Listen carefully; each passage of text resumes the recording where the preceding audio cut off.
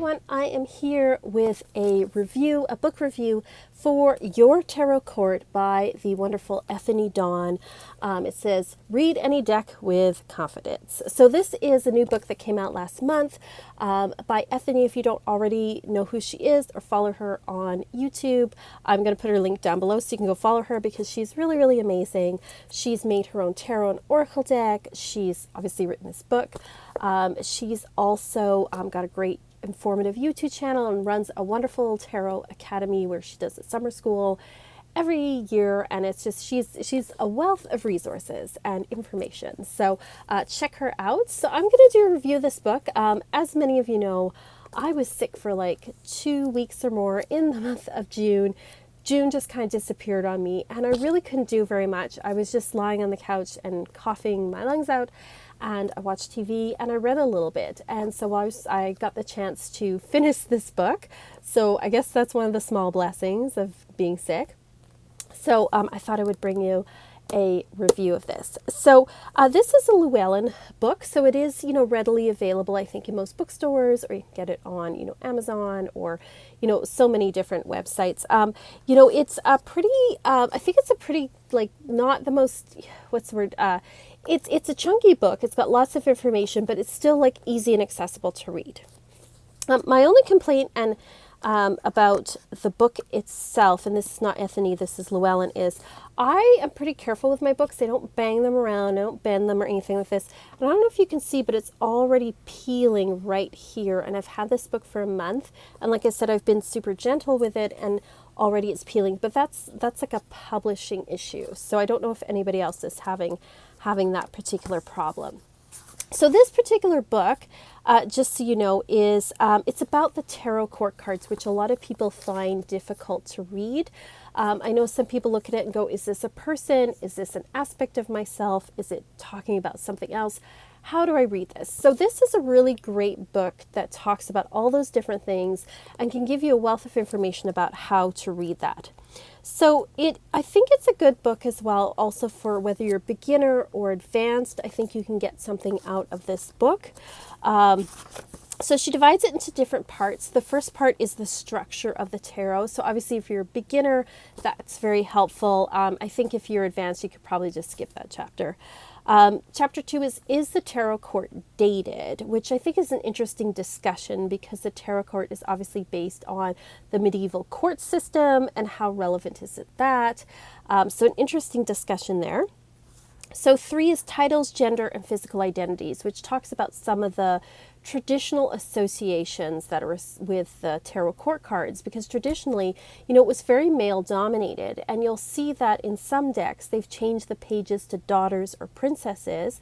The Thoth deck does that as well, to kind of balance out the masculine and the feminine. But also, sometimes people end up limiting themselves to, if it's a king, it's a male, if it's a queen, if it's a woman, but doesn't always necessarily mean that. So there's an interesting discussion, I think, in that particular chapter. And then 4 is the tarot elemental associations. So she talks about that. So those first chapters are really just discussing ideas about the tarot. And I think most seasoned readers have kind of know this stuff, but I think if you're a beginner, these chapters can be helpful. 5 is astrology, the zodiac, and court cards. I think that chapter is kind of intermediate because I think it is maybe not every beginner knows the associations with astrology, but I think a lot of tarot card readers do.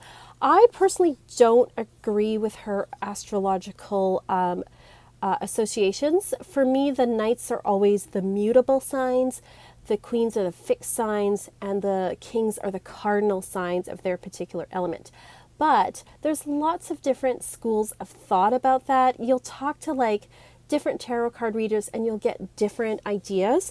So it doesn't mean that it's wrong. We all have sort of different ideas about that. That's the way that I was taught. So for example, I was taught that for wands, which is fire, the knights are mutable because they move. They take action on things. They do things. So they're mutable. They go with the flow. So the fire mutable sign would be Sagittarius. And she says that as well in hers. The queens are the fixed signs because they maintain things. They nurture and maintain. They don't change things. They don't initiate change, and they don't traditionally, and they also aren't the ones in actual action. So, for example, in Wands, the Queen of Wands is Leo, and you'll often see her in cards depicted with a cat, which is representative of Leo. And then, but she has it as Aries. And then for the kings, they're cardinal signs because they're the ones who initiate action. They give orders.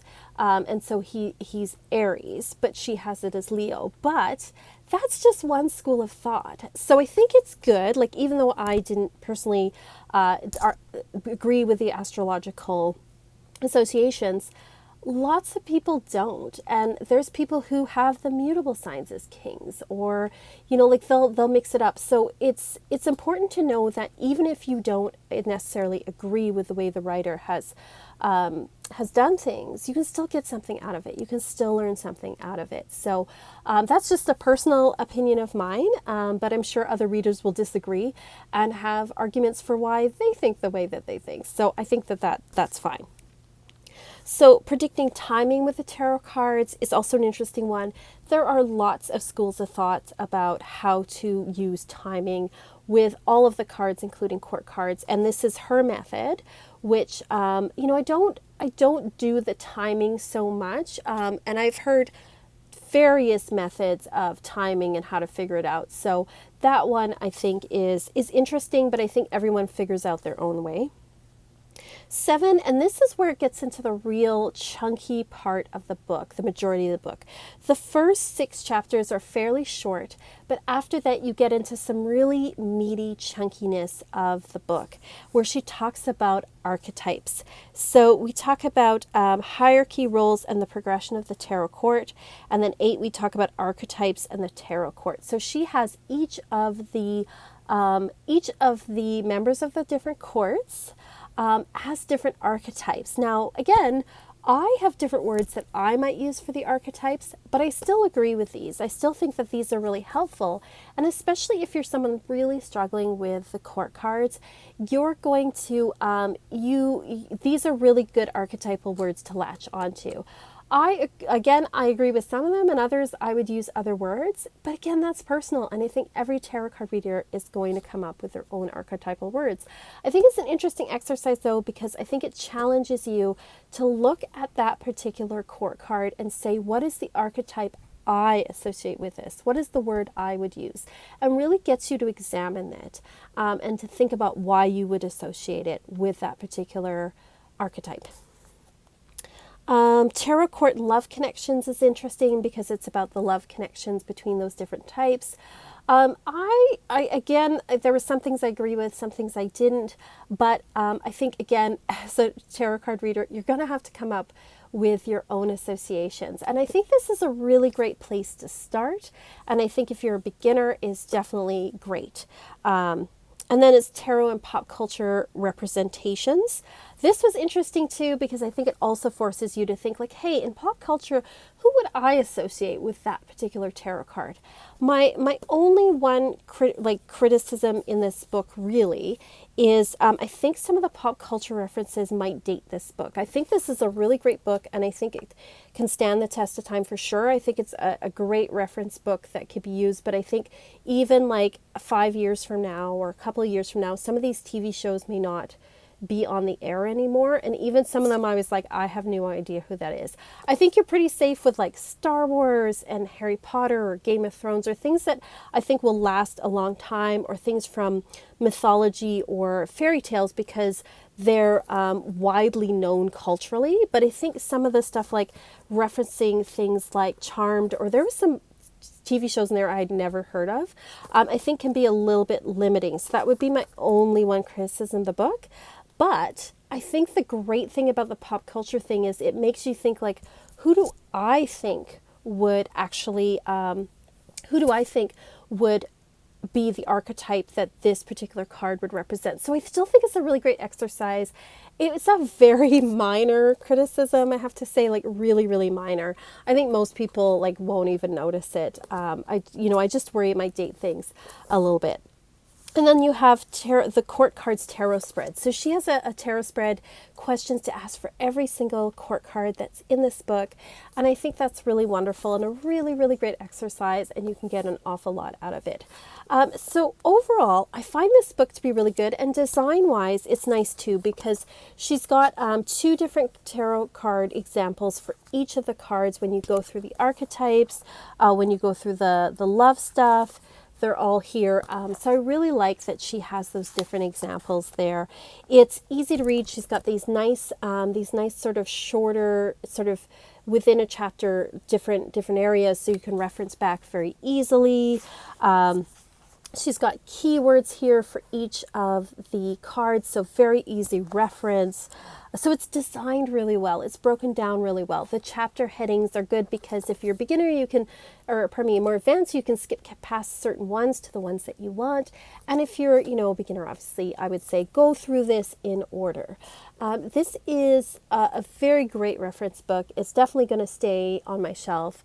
The way I kind of look at books too is, it's a good book if I would recommend it to somebody, and I would really recommend this book. I give this book a good solid 4.5 out of 5. I think it's really great. Again, just because I disagree with certain names of archetypes or zodiac things, that is like, I know that's just me and my personal preference, and every tarot card reader is going to have their own names and personal preferences. That's totally normal. And she mentions that in this book too. And she really talks about like, use what works for you, throw away the rest. Nobody's going to agree 100% with everybody, right? Like that's just the way it is. I think this is a great reference book and I would really recommend it, especially if you are struggling with learning the court cards. So let me know what you think. Have you read this book? What are your thoughts on it? Is it a book that's on your radar as far as a book that you want to get? Do you struggle with the court cards? And what do you struggle with when it comes to reading them? Let me know what you think. But go check Anthony out. She is a wealth of information and just a really wonderful teacher in our community. I'll put her link below. And thank you so much for watching. And as always, peace and love and rock and roll.